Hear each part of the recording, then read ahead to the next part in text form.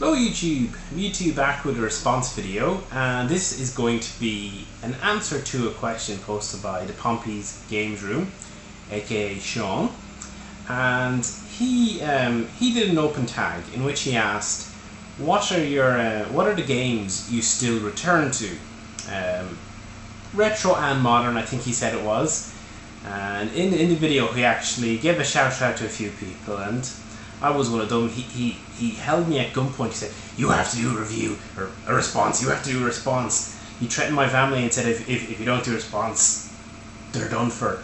It was a good question. I would have done a response anyway. Sheesh. So I had to think about it and said, what are the games I return to?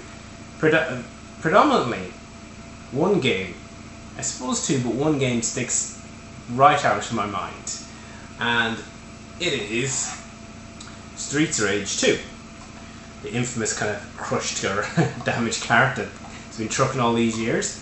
Now, at the beginning of Sean's video, he actually had two games. He had Streets of Rage 2 and he had Sonic 2, and he said,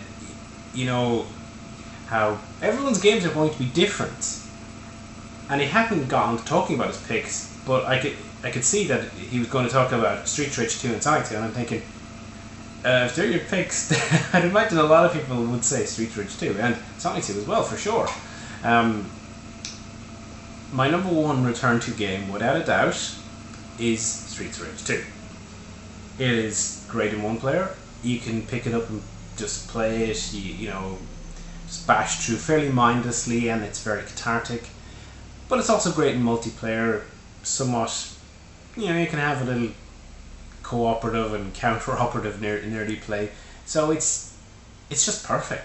I can't really say anything bad against Streets of Rage 2. It's a great game that I know I will continue to return to until this cartridge finally kicks the bucket. But by then I'll hopefully have another cartridge, one that maybe is complete. Now, to be fair, Sean did go on to list quite a number of other games, and there will be ones that would have been more unique to his taste, shall we say, and it was more just the first ones I was thinking, oh, they're quite common. And coincidentally, while I didn't have Sonic 2 at hand, another game that I would return to is Sonic 2, albeit through Sonic Compilation. I didn't have Sonic 1 or 2 on the Mega Drive when I had it, because I got into the system quite late. So I ended up getting Sonic Compilation, and I believe it was £30 at the time, and I remember thinking, holy crap, what immense value is this, where I can get the 3 Sonic games, the Sonic 1, Tails for Sonic 2, and Dr. Robotnik for Dr. Robotnik Me Machines, for 30 quid. And each of those, but particularly Sonic 1 and 2, I will still return to today, via emulation or through the real thing, through compilation discs. It's just worth a quick blast, and I suppose that's one of the joys of retro gaming. The games, you can actually achieve a fair bit in a short amount of time. So you put on Sonic, and before you know it, you've cleared a couple of worlds. So even if you only have 20 minutes to play, you might get halfway through a game. If you get 20 minutes to play in a modern game, you might get nowhere. I mean, good example, I've been playing Conquer Bad Fur Day recently. I'd be lucky if I even got the game to load in 20 minutes. So, I mean, for that reason, when you've got a compilation cart like this, you're always going to go back to it. So, that's a couple of Mega Drive picks, but I think I'll step back a little in time and go back to the Master System, which was my first proper console. Now, the first game that springs to mind is kind of a follow-on from Sonic Compilation, and that's Sonic 1. Ninja Bear Hug recently described it as the most underappreciated Master System game, or underrated. It might seem, how could you say Sonic is underappreciated? And certainly to most Master System fans, they will say, it's a great game, it's one of the best in the system, like of course everyone thinks it's great. But I can see the point. It's often overshadowed compared to Sonic 1 on the Mega Drive. So it's a game that I would actually return to even more than Sonic 1 on the Mega Drive. It's possibly a better game. I don't know, is that nostalgia or is true critical analysis? But it's great. And I I just keep going back. I must have completed that game probably over 100 times by now. It's short and it's immediately accessible, and it has, you know, that typical sense of Sonic fun. It captured the essence perfectly. So that was my first Master System pick. My second one, though, I do have some show and tell for, and that's Alex Kidd Miracle World. Of course, if you had a kind of a duo to represent the system, Alex would certainly be there with Sonic, and while there are many Alex Kidd games, really there's only one, in my opinion, that sets the series, you know, at that high level, and that's Miracle World. Compare this to other games at the time. I mean, this is early 87, 87 on the back. I was going to say it was at 86, but it was probably late 86, early 87 type of time. This is a very advanced game. You got multi-way scrolling, vehicles, power upgrades, different types of boss battles, pretty good physics when you get used to it. It is a bit tricky, and the janken matches can turn you off a bit, but an absolute classic on a system. I'd say most people, when they think of the Master System, this is the game they think of, and for good reason. It's classic. It often gets overshadowed, but give it a chance, get used to it. You know, the janken matches and the reverse controls to Mario, and it's a great game. If you didn't grow up in Mario, you would not have that kind of same, you know, preconception that, oh well, it has to be this way. I mean, this game controls really well if you're not used to the Mario mode. And again, just like the previous games, easy to get into. Well, I suppose for me it's easy to get into because I've played it so much. I can play it straight through pretty much any time. The only thing that will get me is the janky matches if I've forgotten the pattern. So it's always cool, and if nothing else, getting in the little helicopter and shooting things down, that's just ace. And that goes for every game. The Master System to me has got a triumvirate of heroes, and a third of those is Wonder Boy. I had two Wonder Boy games when I was growing up. I thoroughly enjoyed both of them, but it has to be Wonder Boy 3 that I will return to again and again. It's so much fun, and I find, unlike some other games like Sonic, where I want to play the first couple of zones, and then it might get a little tricky, and then that's enough, I'm done. Wonder Boy 3, I find that if I start it, I'm less likely to start this game than Sonic. But if I do start this game, it sucks me in every time and makes me want to play it all the way through. It's hard to put down. All the Wonder Boy games have that, and if I'd grown up with Wonder Boy and Monster Land, or I'm sure I would have said the same about that too. It's got RPG elements, but it's not an RPG, so it doesn't require the same commitment. It's got great action elements. It's a great representation of how you can utilize 8-bit hardware to create a thoroughly compelling game, and it's a standout title like the other previous two Master System titles on the system. So naturally, having grown up with them, they're going to be pretty damn high on my gotta go back to list. So that's my third Master System pick. Now, one of them that I didn't actually prepare anything for, because I forgot, but now I'm thinking of it. Another title that I do go back to all the time, but not necessarily the same one, it's more of the series in general, is Outrun. I had it on the Master System. I've played compilation versions, I've played Outrun 2 Coast to Coast, PlayStation 2 and SP, and pretty much without fail, the main Outrun games, less so the spin-off, but the main ones are just great fun. It's all the same thing. They're almost are the one game remastered. A good example is on Sega Ages, which is kind of like a 2.5, you know, polygons, but still the same sprite scaling stuff going on too. It's just great fun to play, and that's another one that I didn't think of, but I do return to. So moving back to the 16-bit era. Now one more on the Mega Drive. Again, I'm probably going to leave loads out, but is Micro Machines. Now, Really I mean 2, but I couldn't find 2, so I could find a cartridge for 96, so that'll have to represent it. Micro Machines 2 is what I really mean, and that game is just awesome. One player, good fun. You know, it's tight controls, responsive, nicely presented, good fun with the leagues and all that sort of stuff. It's great.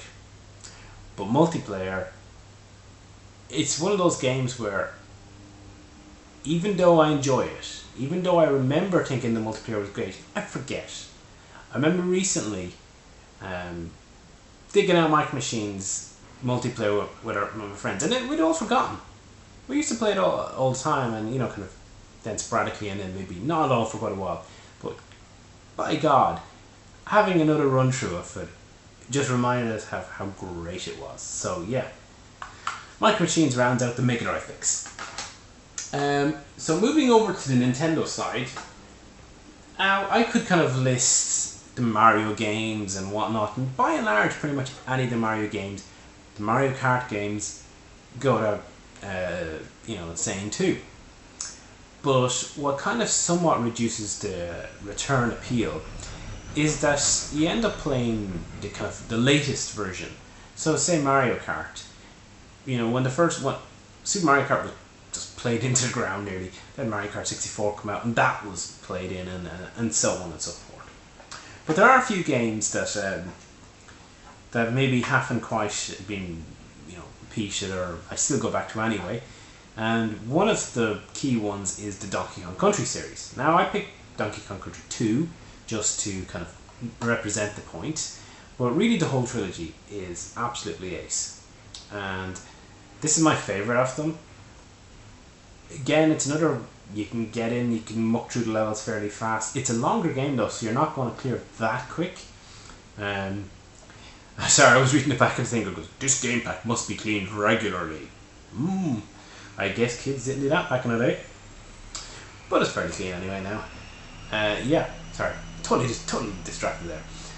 And it's superbly, presented again, like most of these picks. I'm kind of repeating myself, but the graphics at the time were revolutionary, and it kind of stood out on the SNES library, so it's kind of always sticks in my mind, and it's always kind of like a go-to title.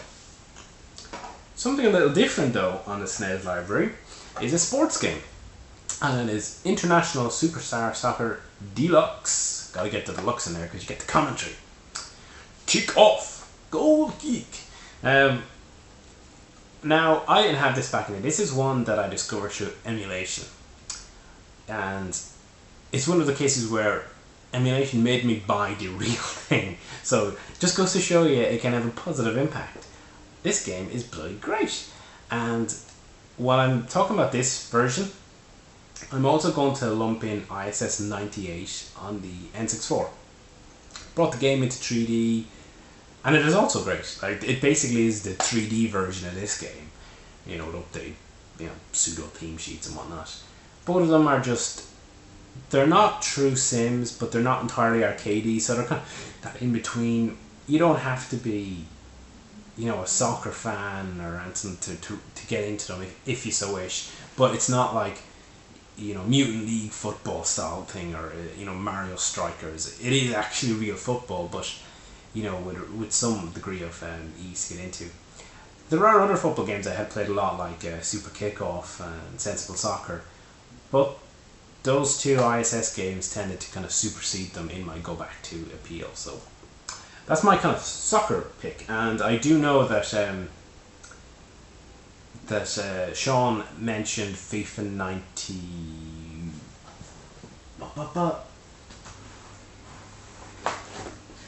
FIFA 96, this one.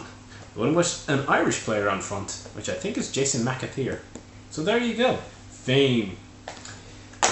Now, he mentioned that this was one of his go-to titles, and I did say to him, I have a bit of a story about that.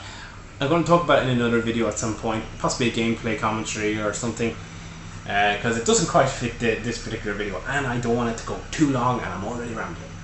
So, moving onwards, as it gets more and more modern, I don't know if it's that it hasn't been long enough to judge, but I don't seem to think of games that I return to as much. A good example would be, say, GoldenEye. I put so many hours into GoldenEye. It's unreal. But do I return to it now? Once in a while to kind of check it out for a bit of nostalgia appeal, but to actively play it and play through it, not so much. And which is what separates it from these other games where I would. So those games don't necessarily fit in my list. And of course I could just be forgetting some too. So when it comes to more modern ones, I'm going to go with Ocarina of Time. Now this is the 3D version, but I would play the N64 version, the GameCube port, the 3D port. I've completed and played it multiple times, and if Nintendo released it again in another fashion, you know, big HD graphics upgrade or something, I'll buy it and play it and complete it again. So yeah, this one is a cracking title. It's rated, you know, one of the best games, if not the best game of all time. So what's there to say? If you like Zelda, you're gonna love this. And Majora's Mask 2, I throw them both in from the N64 era. So that's most of my picks. One other one that kind of was crossing my mind, I don't really know because it's a bit newer too, is Crazy Taxi on the GameCube. Now, it's not a game I go back to every month type of thing, or even every 6 months. But if I'm at a loose end and I'm looking for a game of that era, it's one of the ones that I definitely would pop in. Anything more modern than that, say the current generation, well, I don't really know if I will return to them because by and large I'm still playing them, so it kind of makes it a moot point. But it'll be interesting to see, what ones stand the test of time. I can't help but feel that post the 8-bit and 16-bit era that I have less picks, or certainly less things that sprung to mind. So anyway, I'm probably running long now, so get to the end. Just want to say thank you again to Sean for the shout out stroke response request. I don't know what the open tag type of thing is, and I'm going to inflict the same pain. It wasn't really pain onto someone else, because I think this is how it works. It's kind of like a tagging someone else type of thing, and I'm going to request that Shenmuzo does a response. He does great response videos. He does great videos in general, so it'll be really interesting to see what he does. And if you can even hear me, because there's a washing machine in the background that's been really noisy. So it's definitely a good time to end it. Thanks again to Sean. Thanks again to everyone who's watched, and don't forget to subscribe.